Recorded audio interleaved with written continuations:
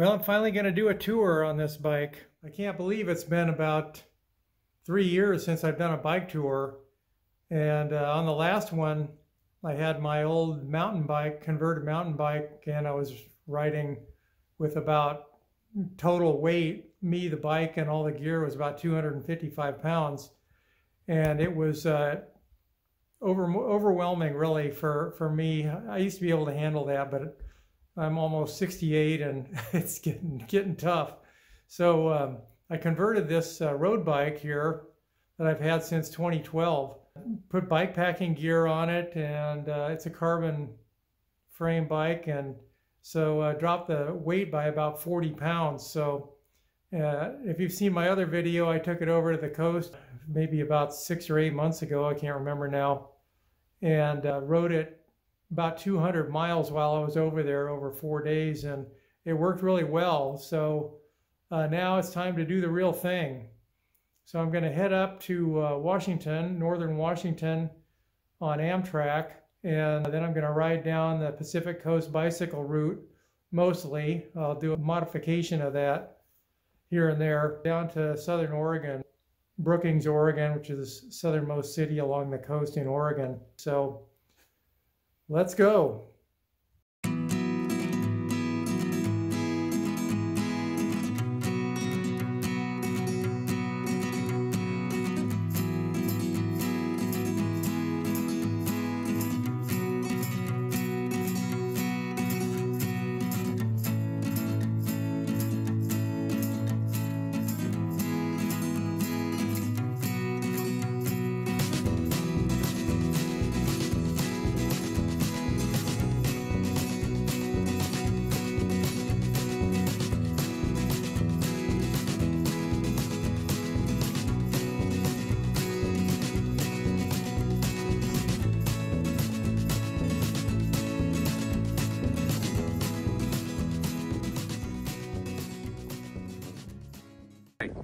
Starting the journey. You're almost Canada, you're heading for almost California, right? Yep. It was great having you, Gary. Hey, be careful. Tom. Yeah, you're very welcome. Thanks for lunch, and don't get run over. Okay, I'll try not to. I'm going to feel really guilty. Okay, bye. Bye. Say bye to Sherry. I will. Take care.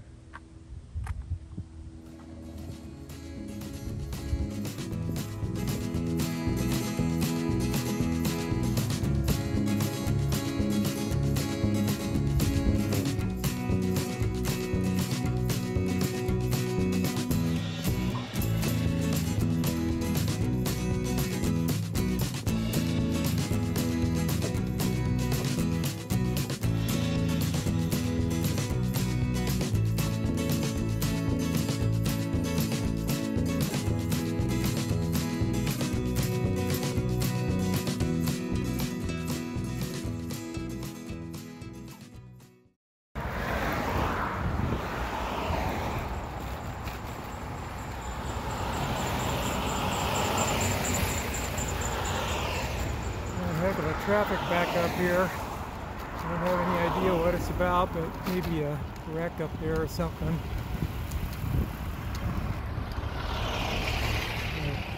One of the advantages of being on a bike. Doesn't happen very often, but it's kind of nice when it does.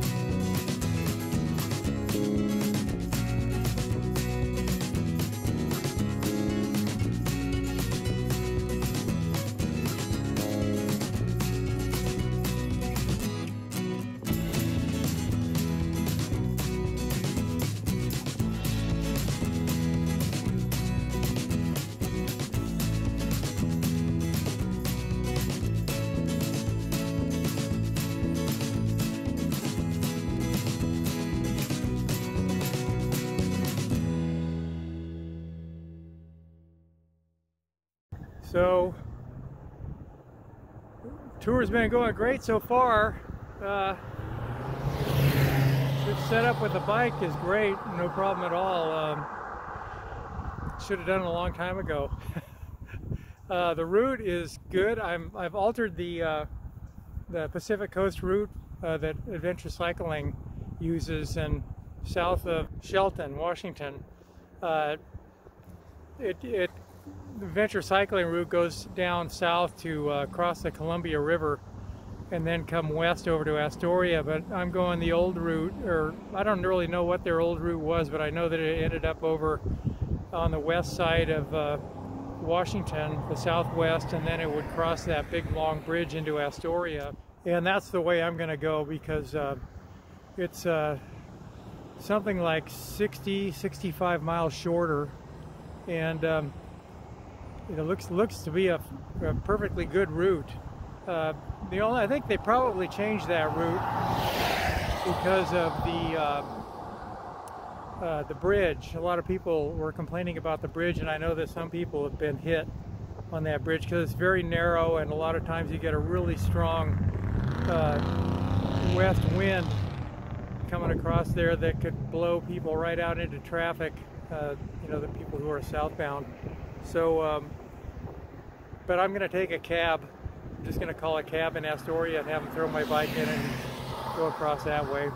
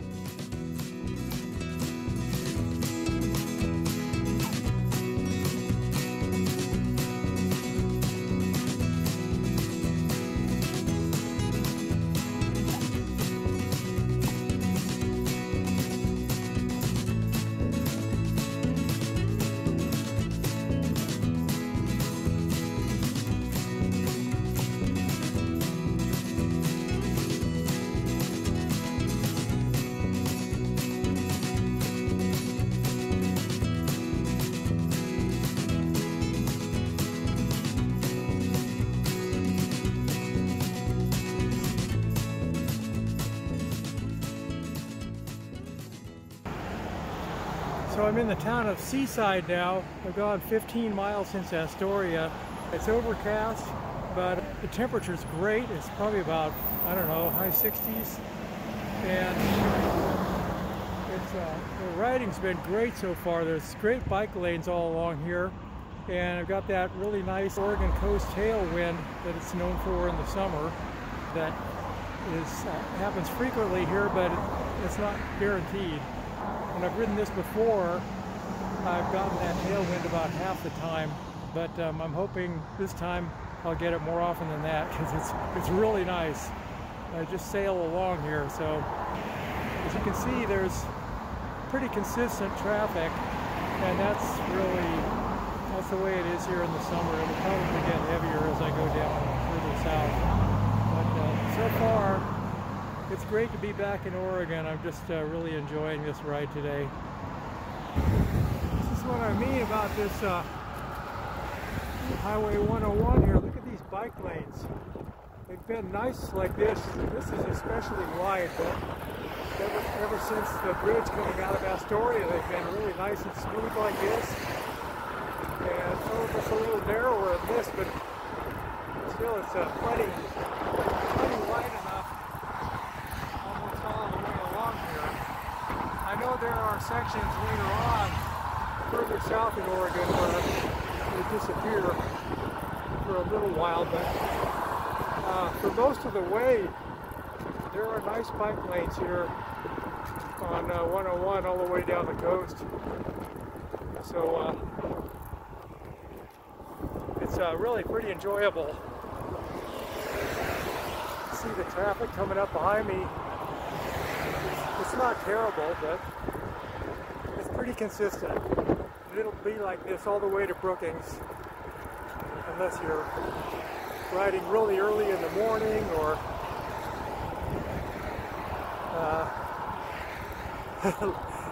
late at night. Probably have to be pretty dark before it would lighten up too much, because in the summertime it just really gets packed along here.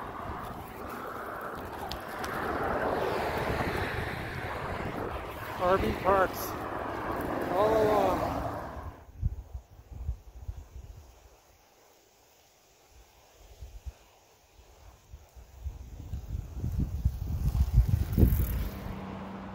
Okay, I admit that I might be a little biased, but isn't this beautiful? I mean, the Oregon coast is incredible. Look at the road up ahead. I mean, it's just spectacular.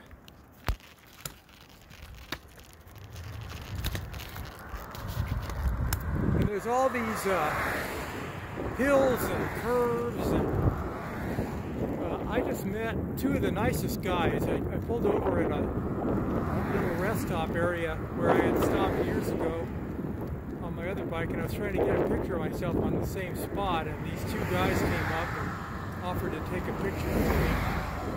And they were Christoph and Dietrich from a little town called Auburn in California. And nicest guys. They're in a truck camper. They drove up here yesterday all the way from Auburn, like 800 miles, and just now they're just making their way down the coast, just checking the whole place out and just having a great time. And it was just really nice talking with them. And darn, I wish I would have got a picture of them for the blog, but I didn't. I'm just loving this. I'd forgotten how beautiful it was. And normally the traffic really gets to me, but for some reason today it's not.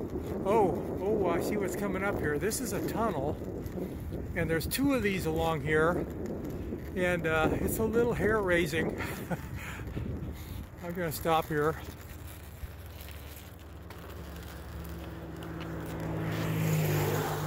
I don't know if you can see the end there, but it's probably about a quarter mile long, and it's there's a button you push before you go in there, and it starts flashing lights and lowers the speed limit and warns drivers that there's a cyclist in the tunnel. There's not a whole lot of room. In fact, if you look at this sidewalk right here, with a little bike lane next to it, that's about what it's like in the tunnel. So here we go. Well, I made it through the tunnel. Strangely, cars just kind of disappeared when I got in there. There was a couple that passed me, and then there was nothing. So that was really good timing. But look at this. Oh my God, it's so beautiful. That's just, I mean, you couldn't get a better day. This whole coastline is spectacular.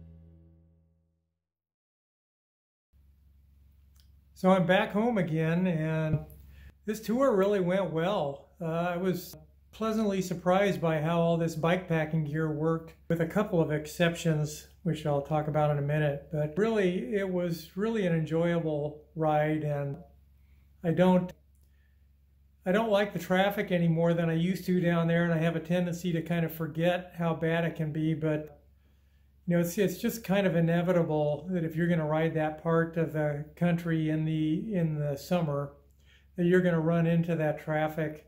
And it's not bumper to bumper or anything like that. It's just that it's continual and constant, and it can get on your nerves. The noise, the tires whining, and the engines, and just one after another, you know, pretty much all day long in the busiest parts. It can just wear on you. I had an MP3 player. It's legal to listen to music with earphones in Oregon while you're riding a bike or even in a car, driving a car.